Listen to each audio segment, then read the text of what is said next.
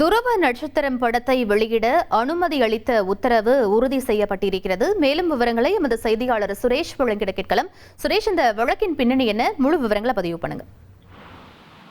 வணக்கம். நடிகர் விக்ரம் நடிப்பில் இயக்குனர் கௌதம் வாசுதேவன் இயக்கத்தில் உருவான திரைப்படம் துருவ நட்சத்திரம். இந்த படத்துக்கு நிதி பிரச்சனை காரணமா பைனான்சியல்கள் புண்ணியமூர்த்தி, பிரேம்குமார் ஆகியோர் தாக்கல் செய்த வழக்குல இந்த 2023ஆம் ஆண்டு இந்த படத்துக்கு தடை விதிச்சிருந்தாங்க.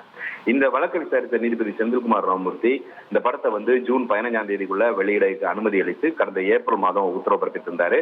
அதே சமயம் அன்றைக்கு, அதாவது ஜூன் 15ஆம் தேதி படத்தை வெளியிட முடியல அப்படின்னா கால நீட்டிப்பு கேட்டு நீதிமன்றத்தை நாடலாம் என்றும் உத்தரவிட்டிருந்தாரு.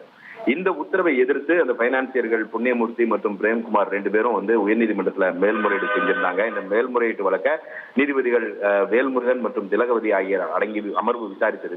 இந்த அமர்வு இன்றைக்கு இந்த வழக்குல தீர்ப்பளித்திருக்குது. அதாவது தனி நீதிபதி பிறப்பித்த உத்தரவின் அடிப்படையில் ஜூன் 15ஆம் தேதிக்குள்ள படத்தை வெளியிட அனுமதித்த அந்த உத்தரவை எதிர்த்து தாக்கல் செய்யப்பட்டிருக்கக்கூடிய இந்த மேல்முறையீட்டு மனுவை ஏற்றுக்கொள்ள முடியாது என்று சொல்லி அதை தள்ளுபடி செய்து உத்தரவிட்டிருக்கிறார்கள்.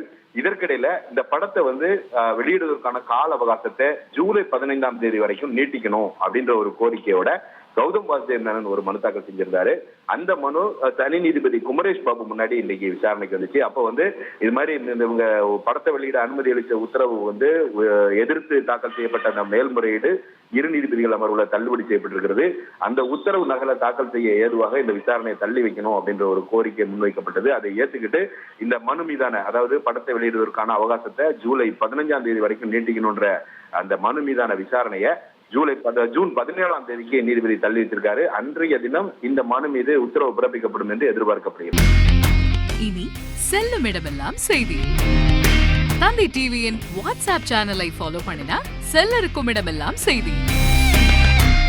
இதோ QR கோட் இப்பவே ஸ்கேன் பண்ணுங்க, ஃபாலோ பண்ணுங்க.